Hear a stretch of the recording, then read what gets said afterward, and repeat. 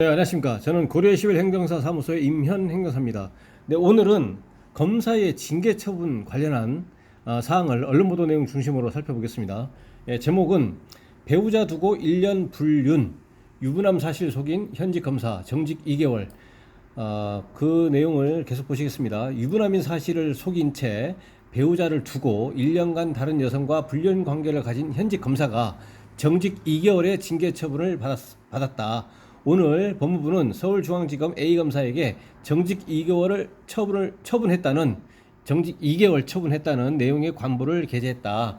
법무부는 A검사는 지난해 3월부터 1년여간 배우자가 있음에도 불륜관계를 지속하는 등 부적절한 처신으로 검사로서의 위신을 손상했다라고 징계 사유를 설명했다. 앞서 A검사와 불륜관계였던 여성 B씨는 지난 5월 청와대 국민청원 게시판에 유부남 검사의 거짓말과 비위를 덮으려 하는 법무부와 중앙지검에 대한 즉각적인 조치를 촉구한다는 제목의 청원글을 올리기도 했다.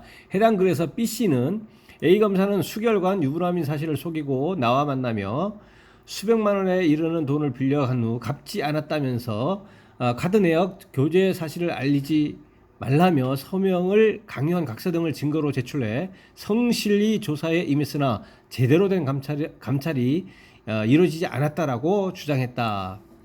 이것이 하나의 검사 징계에 대한 하나의 내용이고요. 또 하나는 뭐냐면, 한편 법무부는 A검사 외에도 2018년 7월 대학 동창으로부터 법무법인 취업을 위한 이력서 검토를 부탁받고 군사상 기밀이 담긴 문서를 건네받아 검토한 서울중앙지검 C검사를 견책 처분했다고 밝혔다라는 내용이 있습니다. 두 개의 징계 건인데요. 일단은 이 첫 번째 건은 모든 징계이 마찬가지지만 직무하고 관련이 없는 사적인 영역에서도 품위를 손상했다는 등의 그런 경우에는 공무원으로서의 의무 위반을 한 것이기 때문에 징계 사유가 되고요. 그에 따라서 징계 처분을 받게 됩니다.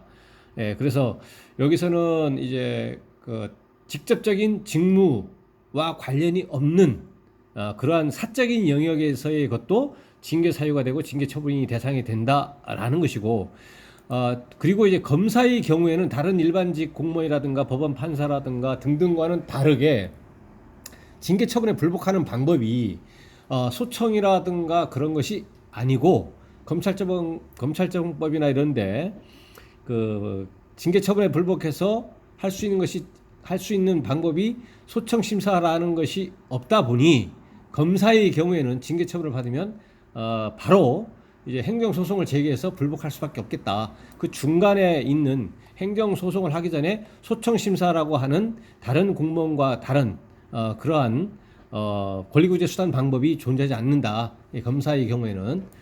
그래서 그런 일반적인 공무원이나 법원 판사라든가 등등의 경우와는 달리 검사는 좀 다른 권리구제 수단이 방법이 존재하기 때문에 그러한 것은 이제 참고로 이렇게 아시면 되겠습니다. 오늘은 검사의 징계 사유가 있어서 징계 처분을 받은 내용을 언론 보도 사례를 중심으로 살펴봤습니다. 오늘 내용에 대해서 질문 있으시면 댓글 남겨주시고요. 그러면은 대댓글이나 별도 영상으로 답변 드리겠습니다. 오늘 영상의 내용이 도움이 되셨다면 구독, 좋아요 부탁드리겠습니다. 네, 감사합니다.